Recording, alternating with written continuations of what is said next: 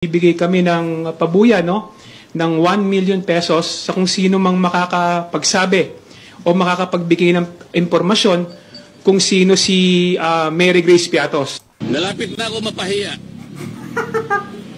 Nahihiya na nga rin ako eh. Siguro nahalata ninyo eh.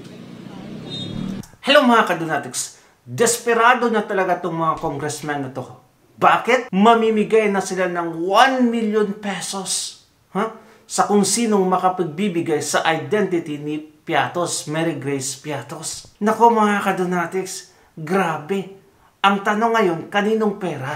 Saan galing yung pera? Galing din siguro sa taong bayan. For sure mga kadunatics. Di ba? Itong mga kumag na itong mga kadunatics, wala na talagang nagawang matino sa Kongreso, kundi imbestigahan si Inday Sara Duterte. Lahat na lang ng bagay na maibato nila kay Inday Sara Duterte, binabato na nila. Bakit kaya mga kadunatics na sobrang atat nila na ma-impeach si Inday Sara Duterte? Anong meron? Ang daming anomalya sa gobyerno pero wala silang sinasabi. Pero itong kay Inday Sara Duterte, para bang si Inday Sara Duterte na ang pinakamasamang tao sa balat ng lupa? Eto, panoorin natin yung video. Aming binibigyan na importansya na kailangan dumating yung mga ipinatawag natin. Lalong-lalo na pati yung mga pumirma ng mga acknowledgement receipt. So, nag-usap-usap kami, voluntaryo, na magbibigay kami ng pabuya ng 1 million pesos sa kung sino mang makakapagsabi o makakapagbigay ng impormasyon kung sino si Mary Grace Piatos. Grabe na talaga mga kadunatics. According to sa caption dito, kung sino si Mary Grace Piatos, sinabi na ni Inday Sara Duterte noon, si Lisa Marcos. Di ba? Kaya gusto siguro ni Inday Sara Duterte na ipagpatuloy yung impeachment para magkaalaman na. Ayaw niya kasi doon sa Kongreso, sa House of Representatives, kasi it's not a proper court. Maglalatag ka ng ebidensya doon? No, not. You can still be judged there guilty. Alam naman natin, no? Majority naman lahat doon, kontra niya. Kaya ganun mga kadunatics. Dito kasi sa Senate mga kadunatics, mas okay makapaglatag talaga silang ebidensya dyan. Kasi alam naman natin na most of them are neutral. 50-50 ang labanan dyan. Eto, yung sagot ni Marcoleta mga kadunatics. Nalapit na ako mapahiya. Nahihiya na nga rin ako eh. Siguro nahalata ninyo eh. Talagang hiyang-hiya na talaga si Senator Marcoleta mga kadunatics. Bakit ito? Kasamahan niya sa Kongreso. He is still a congressman. At the same time, Senator mga kadunatics. Sa June 30 mag-take effect ang lahat-lahat. Matatapos ang lahat. Kaya nahihiya na talaga siya sa kasamahan niyang mga congressman mga kadunatics. Nakakahiya talaga.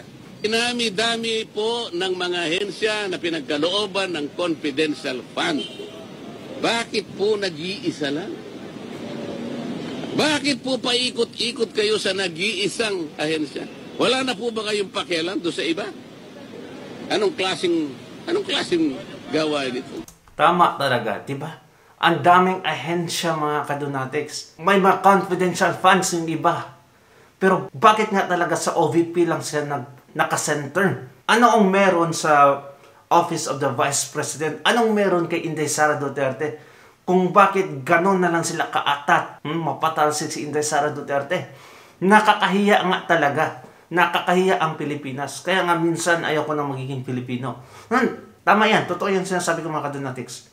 Minsan dahil sa mga ginagawa ng ating mga liderato, sila na mismo ang nagpapahiya sa bansa mga kadunatics. Di ba? Totoong-totoo ang sinabi ni Senator Marcoleta dito. I feel him mga kadunatics. Paano tayo makakagawa ng isang matibay, ng isang katanggap-tanggap na investigasyon? Kung sa dinabi-dami ng mga ensyang nabigyan ng ganong klaseng pondo, isa lang ang tutugisin mo. Grabe, tumpak talaga. Bakit? Di ba? Hindi lang naman ang OVP ang may confidential fund, di ba? Mas malaki pa yung confidential fund ng presidente mga kadunatics. Billion. Pero bakit walang nagsasalita? Ano ang meron?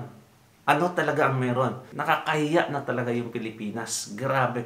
Sobra na. Biruin mo, mamimigay pa sila ng 1 million para lang makuha yung identity ng Mary Grace Piatos na yan. Nag-iisang pangalan mga kadonatics. Gagastos sila ng 1 million pesos. Di ba? Is it not pathetic mga kadonatics? Sobra na talaga yung ginagawa nila. Baka sa sunod na naman dito mga kadonatics, ibang pangalan na naman yung i-mention nila. Kung hindi mapapatunayan yung Mary Grace Piatos. Sino naman kaya?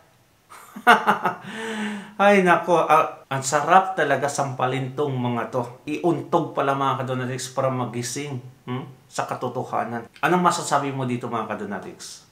This is clearly unfair judgment na talaga mga kadonatics. Totoo talaga na wala ng hustisya sa Pilipinas. Sa kanila may hustisya sila. Pero sa mga ordinaryong tao, sa mga kontra nila mga kadonatics, there's no justice at all. Thank you so much. God bless you. Please take care of yourself all the time.